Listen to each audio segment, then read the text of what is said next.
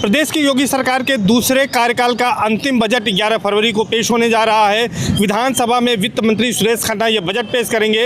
इस बजट को लेकर योगी सरकार ने खास तैयारी की है। माना जा रहा है कि ये चुनावी बजट होगा और इसमें हर वर्ग को साधने की कोशिश की जाएगी। लेकिन इस बजट से लोगों को क्या उम्मीदें हैं? प्रयागराज के कुछ बुद्धिजीवी लोग हमारे साथ हैं, अलग अलग वर्गों के लोग हैं, उनसे बातचीत करेंगे और जानने की कोशिश करेंगे कि आखिर इस बजट से लोगों को क्या उम्मीदें हैं। सबसे पहले पवन भाई आपके पास आते हैं। आप ये बताइए कि इस बजट से क्या उम्मीदें हैं? चुनावी वर्ष है और इस बजट से क्या उम्मीद करते हैं? चुनावी वर्ष का कोई मुद्दा नहीं है बजट का। बजट ये जान के बनता है कि अगली सरकार उन्हीं की आनी है, इसलिए चुनावी का कोई विषय नहीं, चुनाव का कोई विषय नहीं है। जो बजट जो है वो सर्वांगीण विकास के लिए और सर्वस्पर्शी होगा।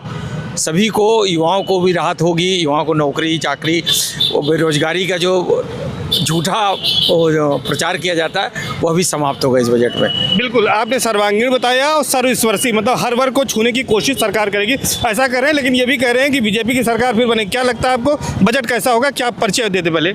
मैं नीरज गुप्ता, पार्षद प्रयागराज से। बजट पर चर्चा आप कर रहे हैं 100%।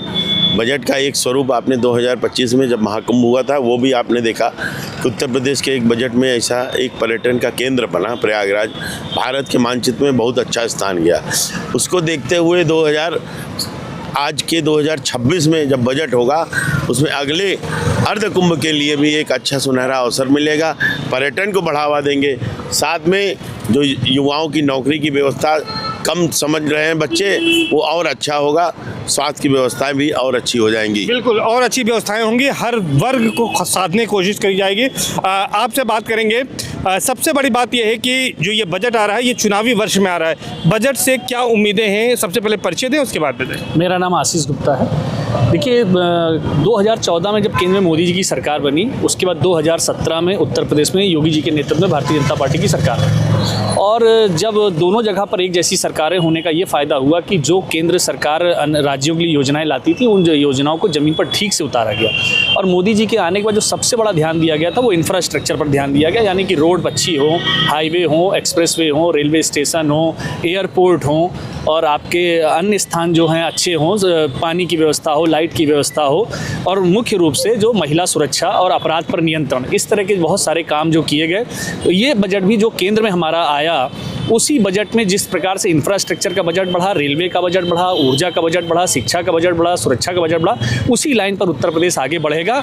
और ये बजट भी जो है विकास का बजट होगा। और इसको मुझे नहीं लगता है कि जो अगर आप लोग ठीक से देख रहे हैं भारतीय जनता पार्टी की सरकार को, तो कभी चुनाव से संबंधित बजट नहीं आता है। बजट जो भी आ रहा है प्रदेश की जनता के लिए और देश की जनता के हित के लिए आ रहा है। तो कुल मिलाकर विकास के लिए ये बजट होगा और उत्तर प्रदेश के सर्वांगीण विकास के लिए बजट, मतलब यूपी के सर्वांगीण विकास के लिए बजट होगा। आशीष जी का कहना है।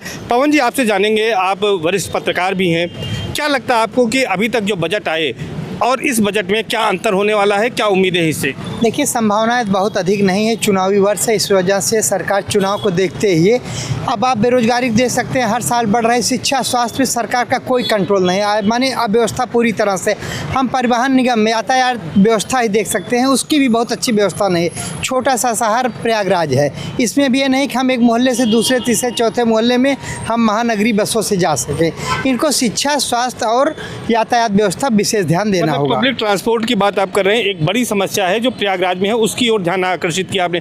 क्या लगता है सर, आपको बजट से क्या उम्मीद है? पहले परिचय दे दें और आपको लगता क्या है कि इस बजट से क्या उम्मीदें हैं, क्या अपेक्षाएं हैं? मैं डॉक्टर हरिप्रकाश यादव, प्रदेश संरक्षक, उत्तर प्रदेश माध्यमिक शिक्षक संघ एकजुट। ये जो चुनावी बजट एक तरीके से आप इसको कह सकते हैं, आप कह भी रहे हैं चुनावी बजट है जो है।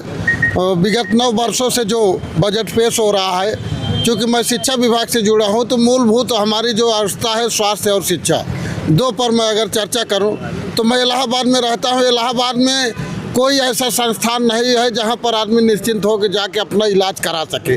थोड़ी सी क्रिटिकल स्थिति होती है तो तुरंत दूसरे शहरों पर भागता है, दिल्ली जाता है, लखनऊ जाता है जो।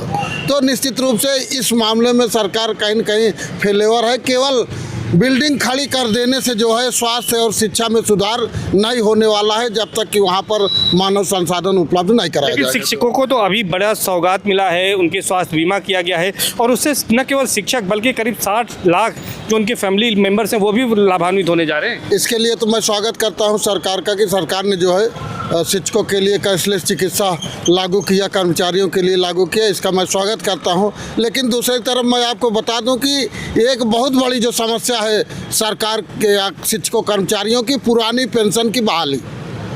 पूरा जीवन शिक्षक कर्मचारी, किसी भी विभाग का हो, कर्मचारी शिक्षक सरकार की नीतियों को धरातल पर उतारने में पूरा जीवन अपना लगा देता है और बुढ़ापा जब 60-62 साल में रिटायर होता है तो सरकार उनको एनपीएस के सहारे या बाजार के सहारे छोड़ दे रही है। जो है ये क्या है? तो हम मांग करते हैं सरकार से कि पुरानी पेंशन व्यवस्था बहाल की जाए। बिल्कुल, पुरानी पेंशन की। सबसे पहले हम एक बार फिर से पवन जी आपके पास आएंगे।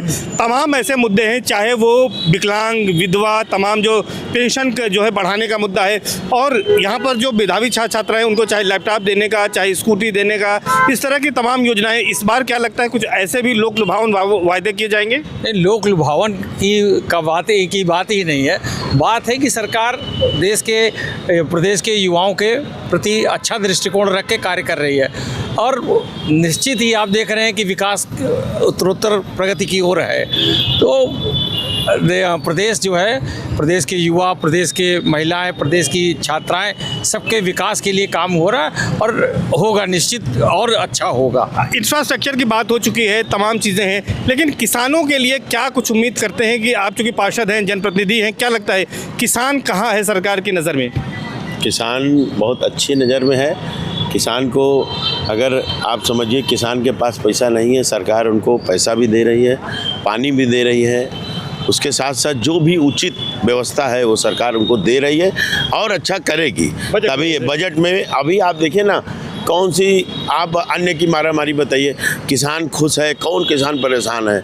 एक एक किसान हमारी सरकार के साथ खड़ा हुआ है, किसान के साथ बहुत अच्छा सरकार कार्य कर रही है। बिल्कुल, बजट से क्या उम्मीदें हैं? कौन से ऐसे सेक्टर हैं जिनको लगता है कि सरकार इस बजट में छूने की कोशिश करेगी, बजट एलोकेट करेगी? देखिए, बजट में तो हम लोग की यही इच्छा है कि युवा होने के नाते मैं चाहता हूँ इंफ्रास्ट्रक्चर पर प्रदेश सरकार का जोर रहे, क्योंकि इंफ्रास्ट्रक्चर एक ऐसी चीज़ है जो बहुत ज़्यादा रोजगार पैदा करता है। अगर आप सड़क बना रहे हैं, हाईवे बना रहे हैं, एयरपोर्ट, रेलवे का डेवलपमेंट है, फैक्ट्री लग रही है, बिजली विभाग का काम हो रहा है, तो ये सारी ऐसी चीज़ हैं जिसमें अधिक से अधिक श्रम बल का प्रयोग होता है। तो सरकार को चाहिए कि इंफ्रास्ट्रक्चर पर और जोर दे। पिछले मुझे लगता है 2017 के बाद एक अभूतपूर्व परिवर्तन उत्तर प्रदेश में आया है, बहुत अधिक फंड यहाँ पर लगाए गए हैं और जो धार्मिक पर्यटन हमारी सरकार के केंद्र में है, मुझे लगता है उसको और अधिक बढ़ाए। जिस प्रकार से काशी, अयोध्या और प्रयागराज को केंद्र बनाया है, अन्य स्थानों को भी बढ़ाएंगे, जैसे विंध्याचल धाम का विकास किया है। तो ये भी एक मुझे लगता है धार्मिक पर्यटन को लेकर कोई बड़े ऐलान हो सकते हैं, ऐसा कहना है। आपको क्या उम्मीद है कि कौन से वो सेक्टर हैं, चाहे वो सिक्योरिटी हो, अन्य क्षेत्र है, उसमें सरकार का विशेष फोकस रह सकता है? देखिए, सरकार अपने फायदे का देखेगी कि 2027 के चुनाव में किस मद में पैसा देने से उसको ज़्यादा फायदा होगा। सरकार को शिक्षा, स्वास्थ्य, ट्रांसपोर्ट, किसी चीज़ से कोई मतलब नहीं है। जैसे सड़कें बन रही, सीधे कमीशन आ रहा है। आप ऐसा व्यवस्था करिए जैसे जो रिक्त पद हैं कई साल, 10-15 साल से, उसको क्यों नहीं भर रहे हैं? नए सेक्टरों में अवसर क्यों नहीं दे रहे हैं? नई कंपनियाँ क्यों नहीं लगा रहे? जितने हमारे माननीय प्रधानमंत्री मोदी जी बनने के बाद प्रधानमंत्री पूरे विश्व की यात्रा की, अगर चाहते उसमें लाखों फैक्ट्रियाँ बन जाती, करोड़ों लोग रोजगार पाते। इस पे इनको हटना पड़ेगा, इनको अस्थायी व्यवस्था करनी पड़ेगी। डॉक्टर साहब, आपसे आखिरी सवाल लेते हैं। क्या लगता है आपको कि बजट में कौन से ऐसे बिंदु होंगे जिस पर सरकार का फोकस रह सकता है, क्योंकि ये चुनावी बजट है और इस कार्यकाल का ये आखिरी है, 2026-27 का जो बजट पेश होने जा रहा है? कुल मिला के लोक लुभावना बजट पेश होना है जो है, उसका धरातल पर काम होने से कोई बहुत मतलब, चूँकि चुनावी बजट है जो है, जो भी वास्तव में जो बजट होगा, जो अगली सरकार बनेगी, सही तब पता चलेगा। बाकी ये तो लोक लुभावना बजट ही होगा।